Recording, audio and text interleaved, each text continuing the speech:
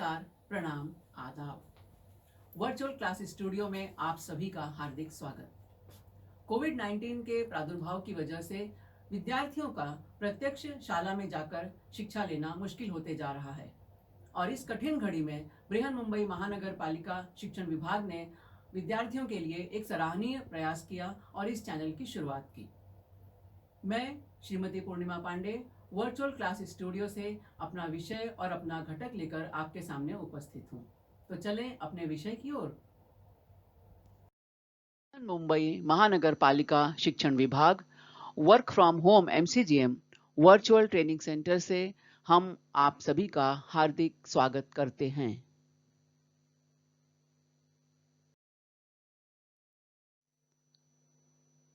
कक्षा 10वीं इतिहास और राजनीति विज्ञान विषय के सत्र में मैं श्रीमती पूर्णिमा पांडे आप सभी को सादर आमंत्रित करती हूं।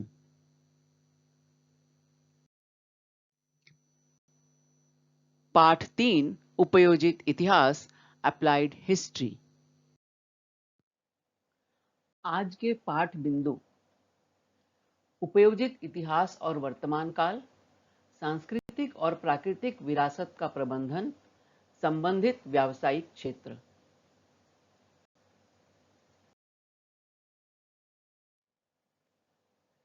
एक झलक हम देखते हैं कि उपयोजित इतिहास किसे कहते हैं।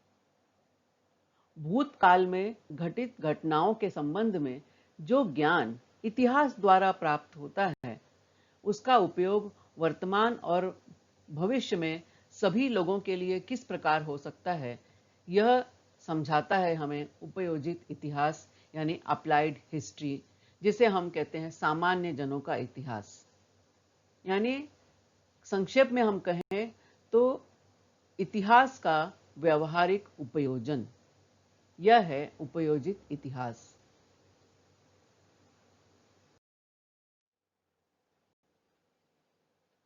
उपयोजित इतिहास और वर्तमान काल। वर्तमान में प्राप्त भूतकाल के मूर्त और अमूर्त स्वरूप के अवशेष, यानी हमारे पूर्वजों द्वारा निर्मित कलाकृतियों, परंपराओं के अवशेष, जिन्हें हम सांस्कृतिक विरासत के रूप में जानते हैं और वे हमारी पहचान होते हैं।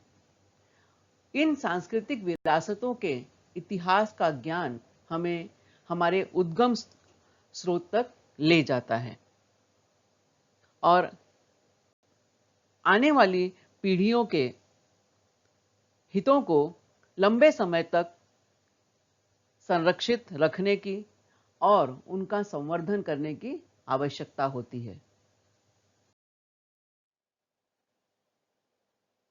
उपयोजित इतिहास द्वारा मूर्त और अमूर्त स्वरूप की सांस्कृतिक विरासत का संरक्षण एवं संवर्धन किया जा सकता है। फलस्वरूप व्यवसाय के अनेक अवसर निर्माण होते हैं। इतिहास के आधार पर वर्तमान काल का यथा योग्य आकलन और भविष्य काल के लिए दिशा निर्देशन, इस रूप में उपयोजित इतिहास का वर्णन किया जा सकता है। यहां पर हमने बात की मूर्त और अमूर्त स्वरूप की सांस्कृतिक विरासत, तो हम देखेंगे कि क्या है ये विरासत। सांस्कृतिक और प्राकृतिक विरासत का प्रबंधन, यह है हमारा अगला पाठ बिंदु। अब सांस्कृतिक और प्राकृतिक विरासत का प्रबंधन। प्राकृतिक विरासत नाम से ही जैसा हमें समझ में आ जाता है, प्रकृति से संबंधित विरासत, और सांस्कृतिक विरासत जो मानव समाज द्वारा निर्मित होती है। प्राकृतिक विरासत हमें जो है वो अपने आप प्रकृति से मिलती है और सांस्कृतिक विरासत जो है वो मानव निर्मित होती है। विरासत मतलब, जो यह शब्द बार बार आ रहा है, विरासत का अर्थ होता है जो चीज हमें पीढ़ी दर पीढ़ी धरोहर के रूप में मिलती रहती है, जिसका निर्माण हम स्वयं नहीं करते, वो चीज हमें मिलती रहती है अपने परिवार द्वारा, अपने समाज द्वारा, अपने देश द्वारा, अपने समय द्वारा।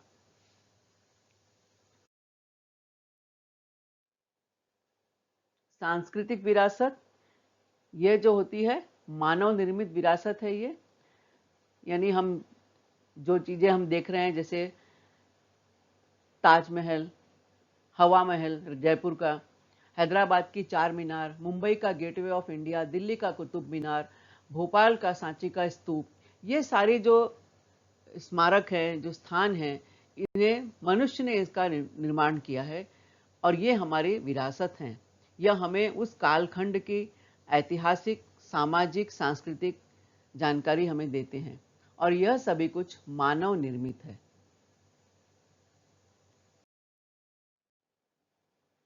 सांस्कृतिक विरासत के दो पहलू हैं, मूर्त सांस्कृतिक विरासत और अमूर्त सांस्कृतिक विरासत।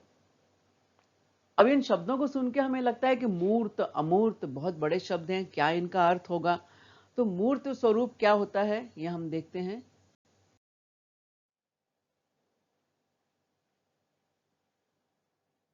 मूर्त सांस्कृतिक विरासत का में शामिल हैं वास्तु,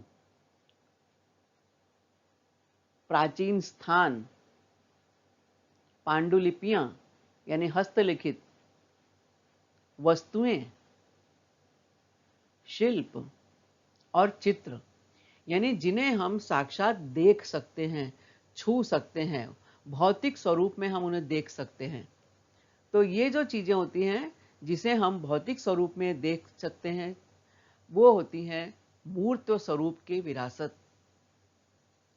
अब प्राचीन काल की जैसे गुफाएं मिलती हैं, मोहनजोदड़ो और हड़प्पा की खुदाई में जो हमें वहाँ की वस्तुएं मिली, हस्तलिखित पांडुलिपियां, पुरानी जगहें, ये सब जो चीजें हैं इन्हें हम भौतिक स्वरूप में देख सकते हैं। ये होती है हमारी मूर्त सांस्कृतिक। अब हम देखते हैं अमूर्त सांस्कृतिक विरासत क्या है।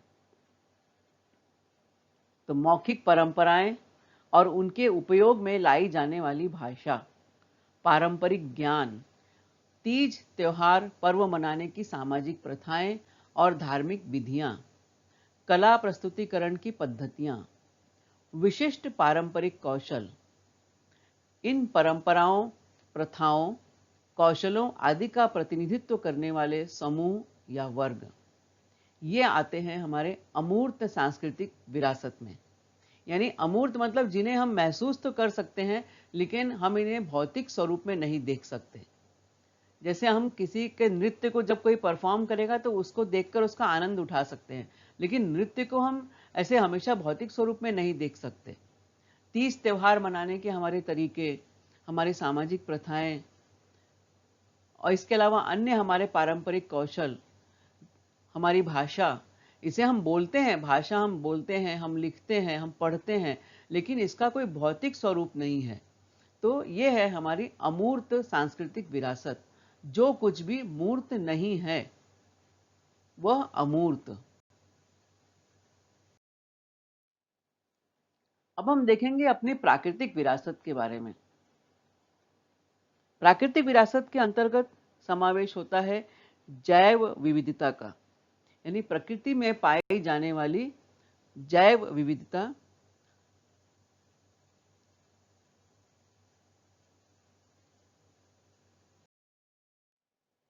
इनमें समावेश होता है प्राणियों का, वनस्पति जगत का, विशिष्ट भू रचनात्मक विशेषताओं का और आवश्यक परिसंस्था का, यानी इकोलॉजी सिस्टम का। यानी प्राणी जो है, हमारे प्राणी जगत, हमारा वनस्पति जगत और इन सब के लिए जो आवश्यक वातावरण है, जैसे प्राणियों को जीवित रहने के लिए एक तरह का वातावरण चाहिए। यदि शेर को कहीं जगह, किसी जगह पे रहना है तो शेर को अपने अनुरूप वातावरण चाहिए। अब हम शेर को लाके रख दें कि हमारे मुंबई शहर में घूमे, तो मुंबई शहर में शेर नहीं रह सकता है, क्योंकि उसको रहने के लिए एक पर्टिकुलर विशेष वातावरण चाहिए। वो जंगल में रहता है, शिकार करता है, खुले में विचरण करता है, उसको किसी हम घर में फ्लैट में बंद करके नहीं रख सकते। तो उसको जीने के लिए एक उसके अनुकूल वातावरण चाहिए, और यही अनुकूल वातावरण जो होता है उस प्राणी की परिसंस्था होती है, उसका इकोलॉजी सिस्टम होता है। अब हम कहें जैसे देवदार के पेड़ हैं, अब देवदार के पेड़ मुंबई में नहीं पाए जाते, महाराष्ट्र में नहीं मिलते। देवदार के पेड़ कहाँ पाए जाते हैं? जो हिमालयन पर्वतमाला है, हिमालय पर्वत श्रेणियां, जो पर्वत श्रेणियां हैं, वहां के स्थानों पर देवदार के वृक्ष मिलते हैं। चिनार कश्मीर में पाया जाता है। अब चिनार का वृक्ष हम कहें कि चिनार का वृक्ष माथेरान में मिलेगा, अरब सागर के किनारे मिलेगा, या कोंकण तटीय प्रदेशों में मिलेगा, तो यह संभव नहीं है, क्योंकि चिनार के पेड़ के लिए एक विशेष तरह की जलवायु, एक विशेष तरह की भौगोलिक परिस्थिति की आवश्यकता होती है।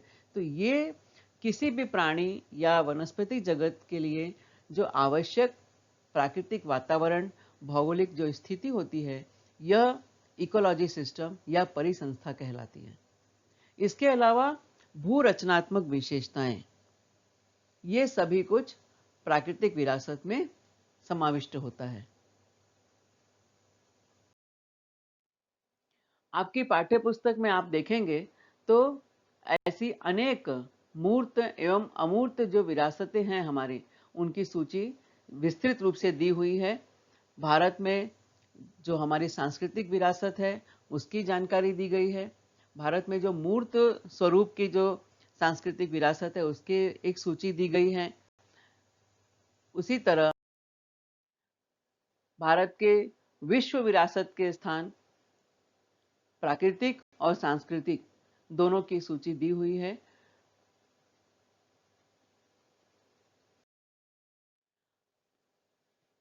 यूनेस्को की विश्व प्राकृतिक विरासत सूची में पश्चिम घाट का समावेश 2012 ईस्वी में किया गया।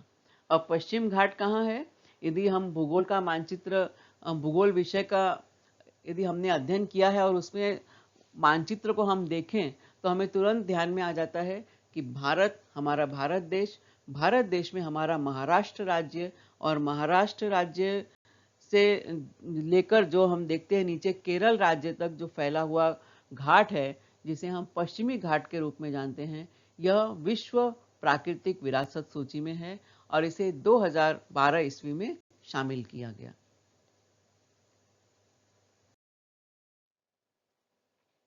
महाराष्ट्र में सातारा जिला, और सातारा जिले में कास पठार, यहाँ पर फूलों की घाटी पाई जाती है। फूलों की घाटी मुख्य रूप से हम जब कहते हैं तो हमारे मन में एक तुरंत छवि उभरती है, वो उभरती है उत्तराखंड में जो फूलों की घाटी मिलती है, जहाँ पर विश्व में जो फूल कहीं नहीं मिलते, ऐसे अनेक नाना प्रकार के फूल, रंग बिरंगे फूल पाए जाते हैं। तो उसी तरह के फूल महाराष्ट्र के सातारा में कास पठार पर पाए जाते हैं। तो कास पठार या सातारा को महाराष्ट्र के फूलों की घाटी कहा जाता है।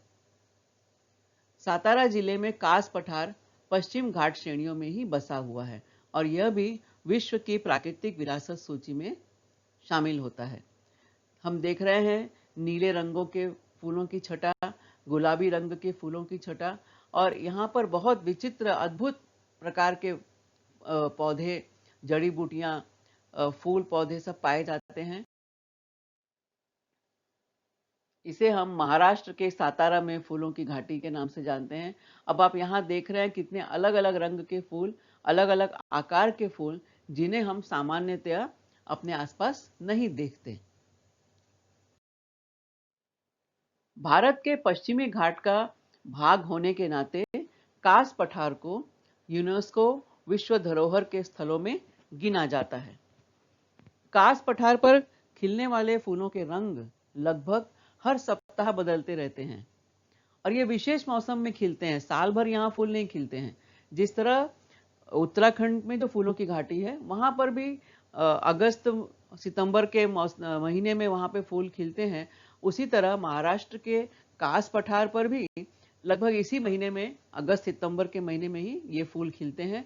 और ये फूल हर सप्ताह इन अलग अलग रंग के फूलों की छटा छाई रहती है।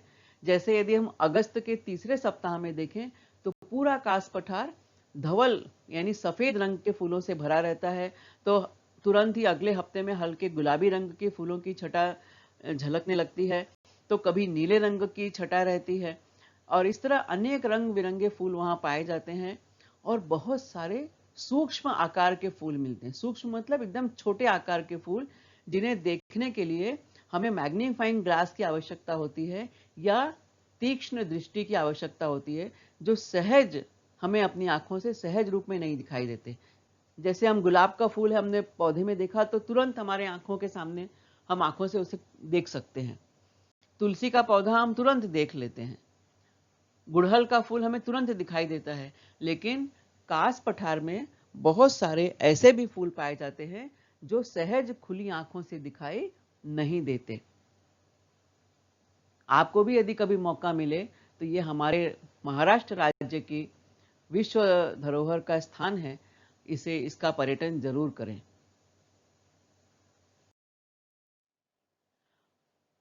भारतीय पुरातत्व सर्वेक्षण विभाग, जो भारतीय पुरातत्व सर्वेक्षण विभाग है, यह भारत की सांस्कृतिक विरासतों के पुरातत्वीय अनुसंधान तथा संरक्षण के लिए एक प्रमुख संगठन है। इसका प्रमुख कार्य राष्ट्रीय महत्व के प्राचीन स्मारकों तथा पुरातत्वीय स्थलों और अवशेषों का रख रखाव करना है। यानी जो हमने ये विरासत जो हम बोलते हैं, ये हमारी सांस्कृतिक विरासत है, ये प्राकृतिक विरासत है, इसका निर्धारण कौन करता है, कौन हमें बताता है कि भाई ये आपकी विरासत है? तो यह काम करता है भारतीय पुरातत्व सर्वेक्षण विभाग। ये लोग पूरे देश में हमारे पूरे देश में 24 विभाग बनाए गए हैं, जहां पर ये सर्वेक्षण विभाग के लोग, यहाँ के अधिकारी, यहाँ के जो लोग हैं जाते हैं, वहाँ का स्थान का अवलोकन करते हैं, ध्यान से देखते हैं, वहाँ सर्वेक्षण करते हैं, और यदि वहाँ पर कोई ऐसे हमें पुरातन काल की, अतीत की वस्तुएं मिलती हैं तो उनके बारे में खोज करते हैं पहले कि सचमुच ये उतनी पुरानी वस्तुएं हैं क्या, सचमुच यह स्थान एकदम प्राकृतिक स्थान जो है ये बहुत प्राचीन है क्या। जैसे हमने कास पठार की बात की, तो कास पठार में जो फूल खिलते हैं तो सचमुच ये फूल पूरे दुनिया में कहीं नहीं पाए जाते, विशिष्ट मौसम में खिलते हैं। तो ये सबके बारे में पूरा सर्वेक्षण करना पड़ता है। ऐसा नहीं है कि एक दिन में गए और समझ में आ गया, इसका कई सालों तक अध्ययन करना पड़ता है, धैर्य के साथ पूरा शोध करना पड़ता है, और उसके बाद ही हमारा सर्वेक्षण विभाग यह निश्चित करता है कि फला चीज जो है ये हमारी सांस्कृतिक विरासत है, यह हमारी प्राकृतिक विरासत है। इस तरह के काम होते हैं। और यहाँ पर हम इसके बगल में एक चित्र देख रहे हैं, ब्लैक एंड व्हाइट, ये है हमारे भारतीय पुरातत्व सर्वेक्षण विभाग का लोगो, उसका सिंबल, उसका प्रतीक चिन्ह, और उसके नीचे एक शब्द लिखा हुआ है, प्रत्न कीर्ति मपावृणु। यह संस्कृत का शब्द है। हमारे अनेक हमारे ऐसे सरकारी संगठन हैं, संस्थाएं हैं, जिनका जो ध्येय वाक्य है या सिद्धांत वाक्य है, इसी तरह के संस्कृत शब्द लिए गए हैं। इस सिद्धांत वाक्य का अर्थ होता है प्रयत्न पूर्वक ही उपलब्धि प्राप्त होती है। यानी प्रयत्न करने से ही हमें अपने कार्य में सफलता मिलती है, हमें कीर्ति मिलती है। कीर्ति मतलब यश प्राप्त होता है।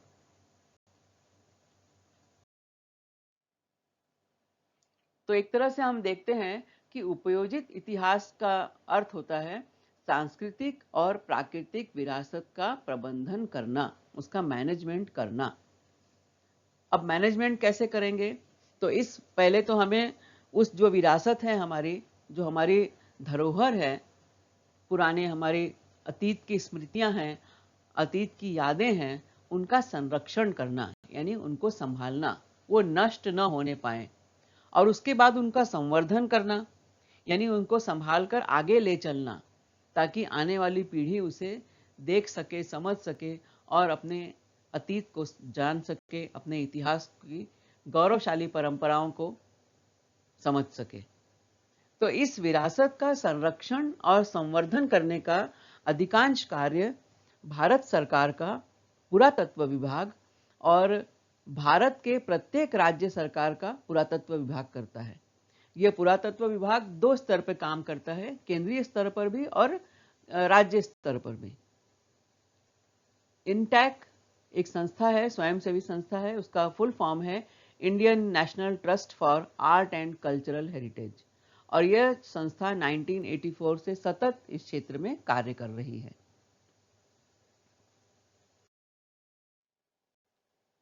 अब ये काम कैसे करती है? तो संबंधित स्थानों के सांस्कृतिक, सामाजिक, राजनीतिक इतिहास का बोध निर्माण करने का काम उपयोजित इतिहास द्वारा हम कर सकते हैं। क्योंकि हम लोग सोचते हैं ना कि आखिर उपयोजित इतिहास इतना हम पढ़ रहे हैं, अप्लाइड हिस्ट्री, वो उसका काम क्या है? तो उसका काम यही है कि परियोजना के अंतर्गत विरासत स्थानों के मूल स्वरूप को न बदलते हुए संरक्षण और संवर्धन का कार्य करना है। स्थानीय समाज का ताना बाना और उनकी मानसिकता, उनके सम्मुख वर्तमान कालीन विविध चुनौतियों, स्थानीय लोगों की अपेक्षाओं की समीक्षा करना, यानी उपयोजित इतिहास के द्वारा, अप्लाइड हिस्ट्री के द्वारा, सामान्य जनों के इतिहास के द्वारा हम ये सारे काम कर सकते हैं। और ये सब करते समय हमें यह ध्यान रखना चाहिए कि स्थानीय लोगों की भावनाएं आहत न हों, और उसके लिए की जाने वाली उपाय योजनाओं का नियोजन भी किया जा सकता है। यानी उपयोजित इतिहास के माध्यम से हम क्या क्या कर सकते हैं। स्थानीय लोगों को उस परियोजना में सहभागी कराया जा सकता है। जैसे यदि आपके आसपास कोई, हमारे आसपास कोई किला है, अब वो किला है किस राजा ने बनवाया था, किस सन में बना था, और उस किले का क्या क्या उपयोग हुआ, तो अब उस किले का संरक्षण हमें करना है। भाई वो किला खराब न हो, उसमें नष्ट न हो, जो कुछ भी वहां पर है यथावत रहे, उसमें सफाई रहे किले के अंदर। और तो उसके साथ साथ हम क्या कर सकते हैं, जो वहां पर्यटक आते हैं उन पर्यटकों को उस वहां के इस परियोजना में हम शामिल करें कि भाई ये आपकी जिम्मेदारी है, आपका एक नैतिक कर्तव्य है कि अपनी इस ऐतिहासिक विरासत को, ये 400 साल पुराना किला है या 1000 साल पुराना किला है या फला राजा के शासनकाल में बना हुआ किला है, तो इसका हमें संरक्षण करना है। क्योंकि अब ये इतनी पुरानी चीज है, तो एंटिक पीस हो गया वो।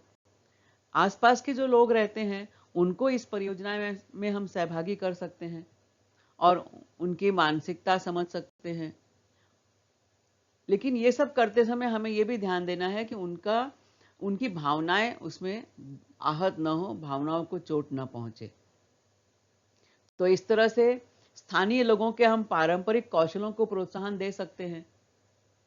जो अब किले में, अब वहां पर है तो लोग, यहाँ बहुत सारे पर्यटक घूमने के लिए आते हैं। जैसे अब हमारा मुंबई में गेटवे ऑफ इंडिया है, या महाराष्ट्र में अजंता एलोरा की गुफाएं हैं, ये विश्व धरोहर की सूची है, विश्व विरासत है, ये वर्ल्ड हेरिटेज है। अब यहाँ पर प्रतिदिन कम से कम 5000 लोग, कम से कम 5000 लोग घूमने आते हैं। तो अब यहाँ के यदि आसपास के लोगों को हम व्यवसाय देना चाहें, रोजगार देना चाहें, तो बड़ी आसानी से इनको रोजगार मिल सकता है। ये अपने इतने पारंपरिक जो इनके कौशल हैं, उनके आधार पर वो अपने कुछ वस्तुओं का निर्माण करना और उनकी बिक्री करना, तो वहाँ फोटोग्राफी करना, वीडियो शूटिंग करना, वहाँ उसके अलावा वहाँ पर जो पारंपरिक उनके क्राफ्ट है, हैंडीक्राफ्ट है, हस्तकला व्यवसाय कुछ है, तो उन सबको हम विकसित कर सकते हैं और सुनियोजित ढंग से प्लानिंग करके बाकायदा एक वहाँ पर बाजार का निर्माण हो सकता है। क्योंकि रोज के रोज यदि 5000 पर्यटक किसी स्थान पर आ रहे हैं, तो आसपास के ग्रामीण लोगों को कितना रोजगार मिल सकता है। एक वहाँ पे होटल इंडस्ट्री खुल सकती है, गाइड इंडस्ट्री हो सकती है, यानी सर्विस सेक्टर जो है वो डेवलप हो सकता है। तो इस तरह से बहुत सारे काम हम उपयोजित इतिहास के माध्यम से कर सकते हैं।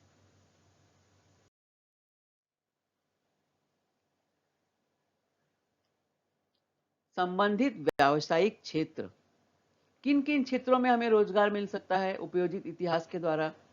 तो नीचे उल्लिखित क्षेत्रों में संबंधित कानूनी नियम और सार्वजनिक नीतियां निश्चित करने हेतु इतिहास का ज्ञान सहयोगी सिद्ध होता है। कौन कौन से क्षेत्र हैं? Very good. पहला क्षेत्र है संग्रहालय और अभिलेखागार, यानी म्यूजियम और एंड आर्काइव्स। अब म्यूजियम में हम सब जानते हैं चीजों का संग्रह किया जाता है, और अभिलेखागार जहां मतलब पुरातत्व विभाग से संबंधित चीजों का संग्रह किया जाता है और उनका संरक्षण भी किया जाता है। ऐतिहासिक स्थानों का संरक्षण और संवर्धन, पर्यटन और आतिथ्य, मैंने अभी बात की सर्विस सेक्टर की, होटल इंडस्ट्री की, टूरिस्ट इंडस्ट्री की, तो ये पर्यटन और आतिथ्य, इस क्षेत्र में व्यवसाय मिल सकता है, रोजगार मिल सकता है। मनोरंजन और संपर्क माध्यम, एंटरटेनमेंट इंडस्ट्री, इसका भी विकास किया जा सकता है। तो इन क्षेत्रों में इतिहास के माध्यम से रोजगार पैदा किए जा सकते हैं।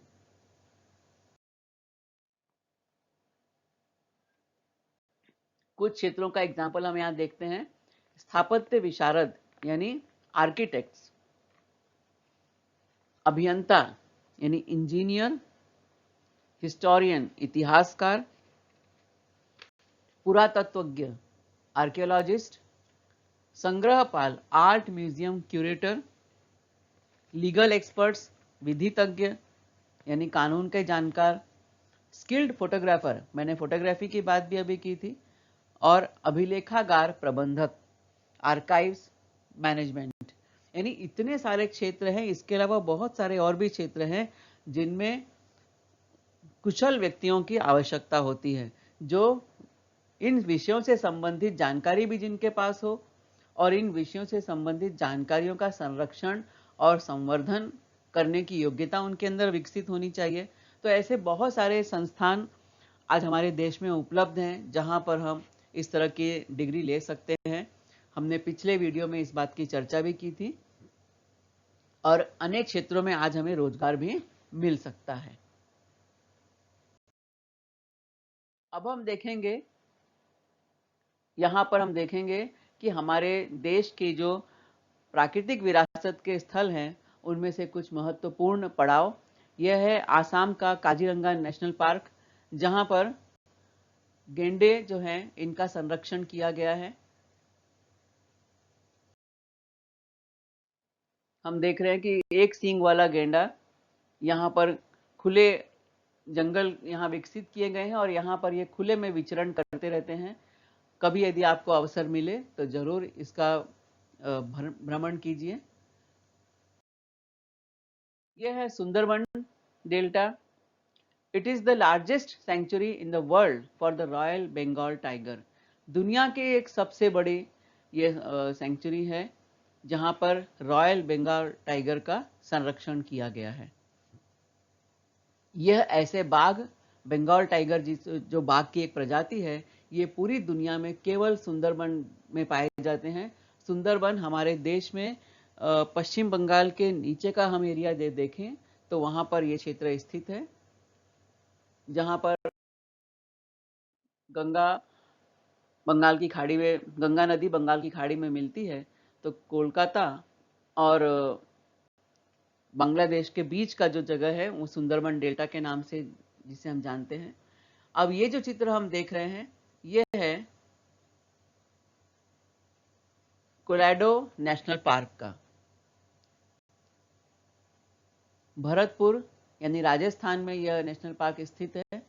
यहाँ पर बहुत सारे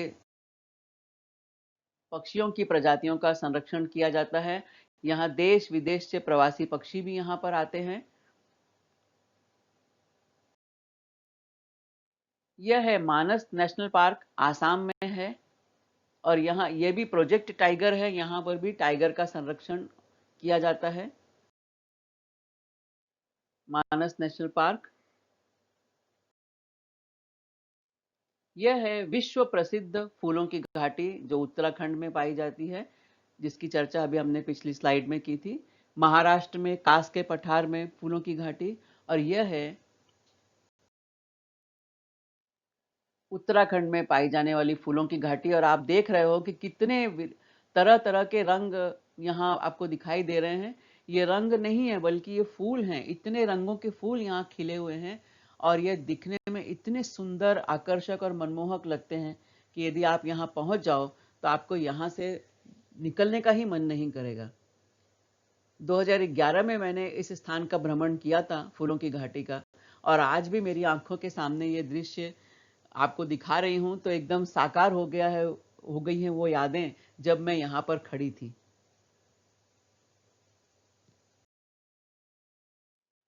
ये फूलों की घाटी का और एक दृश्य।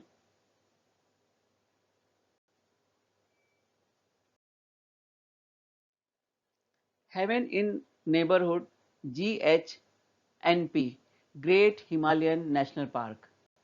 यह विश्व प्राकृतिक धरोहर है। ये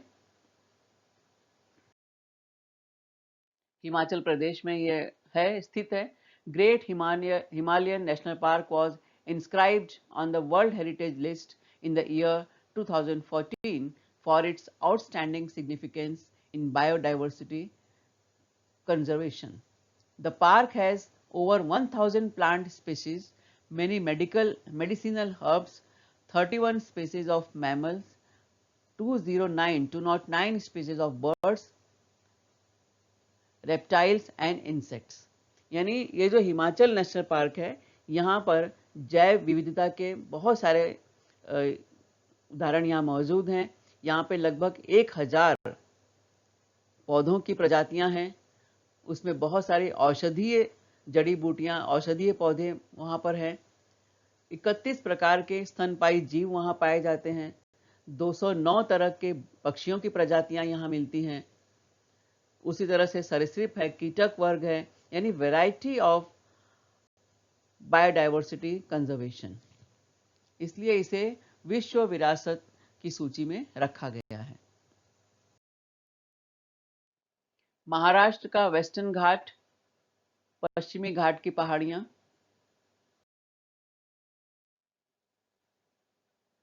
कितना सुंदर मनमोहक दृश्य है।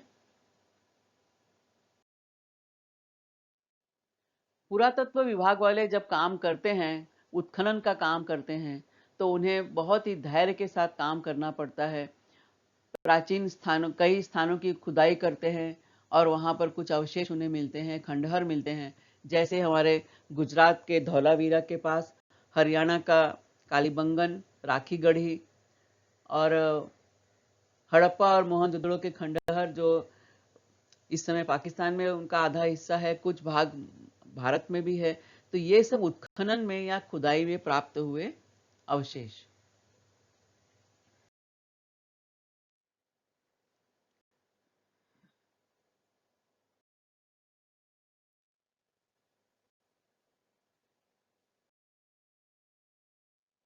ये हमारे सभी मूर्त स्वरूप में प्राप्त हमारी सांस्कृतिक विरासत।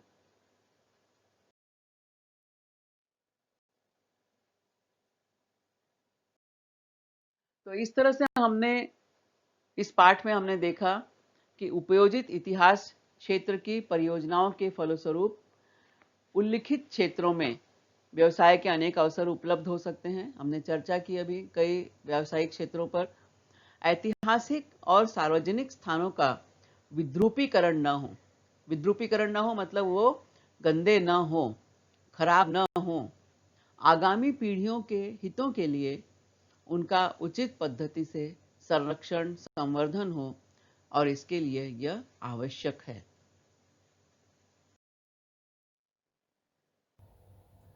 आप सभी ने इस वीडियो को देखा, सुना और समझा। मुझे पूरा विश्वास है कि यह आपको पसंद आया। तो इस विषय को, इस घटक को अधिकाधिक समझने के लिए इस वीडियो को बार बार देखें। यदि आपको यह वीडियो पसंद आया है तो इसे लाइक करें, अपने दोस्तों के साथ शेयर करें और इस चैनल को सब्सक्राइब करें।